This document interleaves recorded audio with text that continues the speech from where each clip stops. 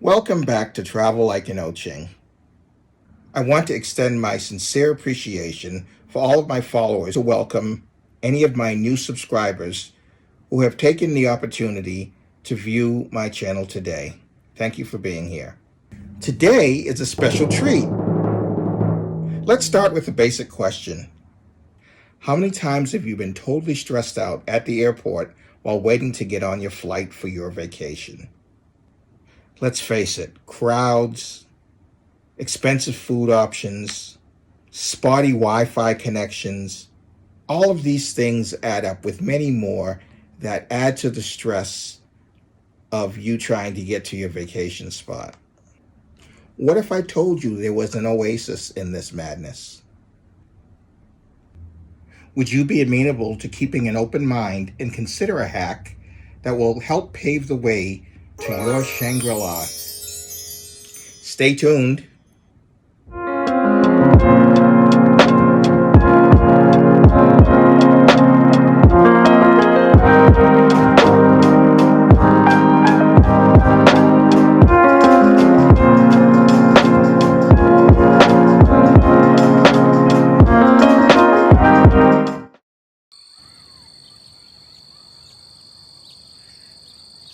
Let's dig into this a little. As I think about this hack, I'm really conflicted as to what to do. Do I just go to the airport and just sit in all the confusion, the chaos, and just patiently wait for my flight? That brings a lot of anxiety to me. I don't know what it does for you. It's not relaxing at all. So I don't see that as an option. Well, what are my options? I do have at least a couple. One option is to just show up at the airport last minute, which during these times, I wouldn't recommend that for anyone, right? And that'll cut down on your time you have to wait, but it also increases the probability that you're going to miss your flight, especially with the new rules of COVID, the longer lines at TSA, and having to get to your terminal. So that's really not a good workable solution.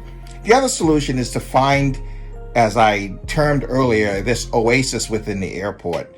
And I see that in locating and utilizing one of the airport lounges. Now, the great thing about this option is airport lounges offer the types of amenities that you end up having to pay for outside of these clubs, but they are nowhere near as comfortable as the interior of these clubs. Some of the features that you'll get within many of these clubs are free food and snacks, which would cost you top dollar if you were outside of the club. You also have access to alcoholic beverages.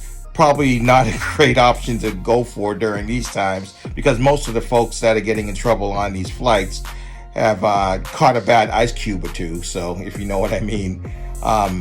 But it also allows you the best Wi-Fi connection, a very comfortable place for you to sit, and more importantly, because it's a club option or a members only type of situation, you don't have the regular folks all around you. So you can sit in relative comfort and being secluded until your actual flight. So it is an excellent way to think about as an option to purchase either a day pass for a single event up to just purchasing a membership.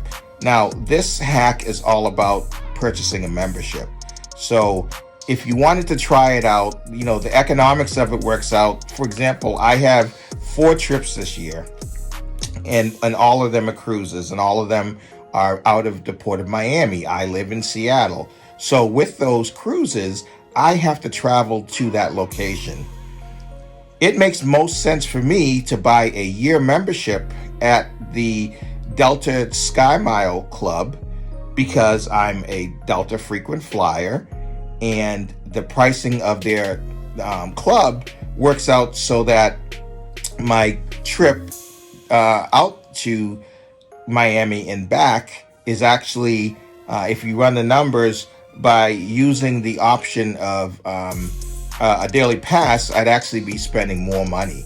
So it's more cost effective for me to think about a membership. The other point too is If you just sign up for a year, you can see how it goes. Now, there are multiple levels in any of these clubs, and you may have access based off of your credit cards or some other loyalty program, or from working with another program not related to the one you're picking. So, for example, I said I'm a Delta frequent flyer. However, people from that Star Alliance has access to this club, not at the same level. All of the nuances, there's a matrix that you can figure out as to the type of access and what you're getting to.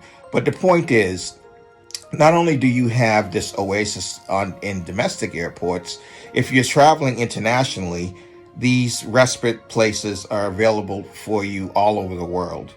And again, I had made mention to, you could easily do a Google search for the top 10 airport lounges across in the world, and you'll get a preview of exactly what is available and what you could potentially look at. Rank is the top in the world, but that's an example of the type or level of potential service you can get in going into these clubs for very short money.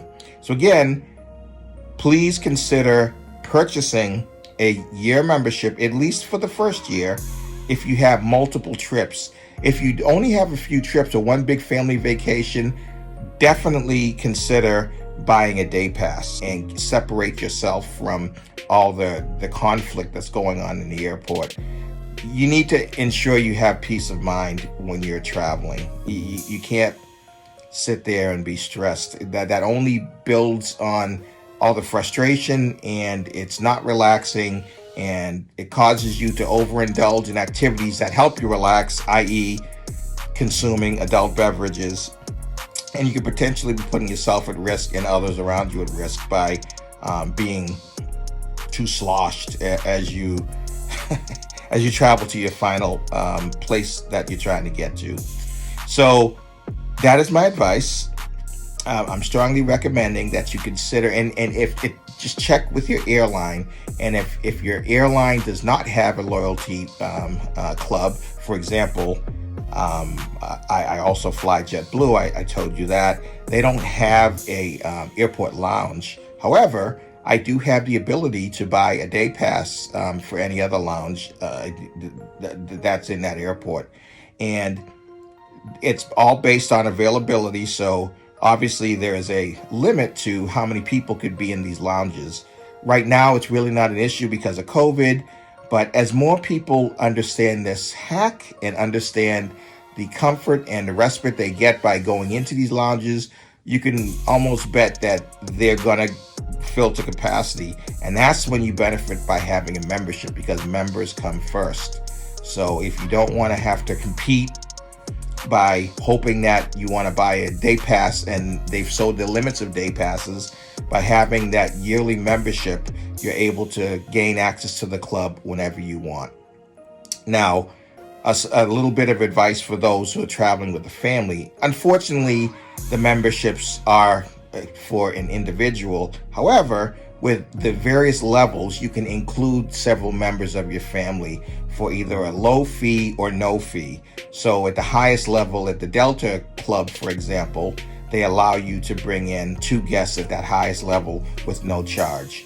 At the lower level, and I'm at the lower or the individual level, you could still bring in 2 people, but there's a nominal fee to have those people come in. And it's worth it for me to be able to do that, especially if I'm traveling with family. If you had a couple people and you're 2 adults in your family and 2 kids, and both adults were members, you could easily get around that rule by just bringing in your children as guests, depending on what level of membership you have. There is an age limit. Each club has their own rules. You could find all of that information out from their website. It's not a secret. So go on there and figure it out. That's basically my run on clubbing to make your travel more comfortable. It's easy to understand that travel is stressful. The major goal of any traveler is to mitigate or lessen that stress throughout the process until you get to your final destination. One way to do that is when you're at the airport, not being surrounded by all the crazy stuff that's going around you, and to find a place of quiet and peace for you to sit until you get onto your actual flight to get to your final destination. One of these areas that exists to do that are these airport clubs.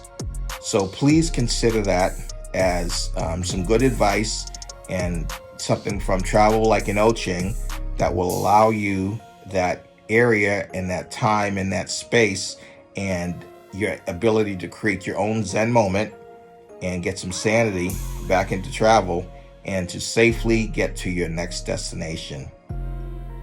Thank you for considering my advice. I welcome you to like and subscribe to my channel.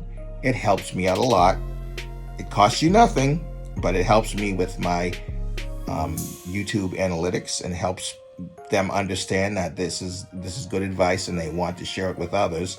And by you liking every time I make a video, it's not just one time, by going through that activity, you let the people at YouTube understand that this is of value to you and that you're interested in what's being said.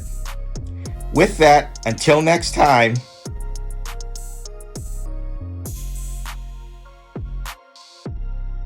remember to like and subscribe and click that bell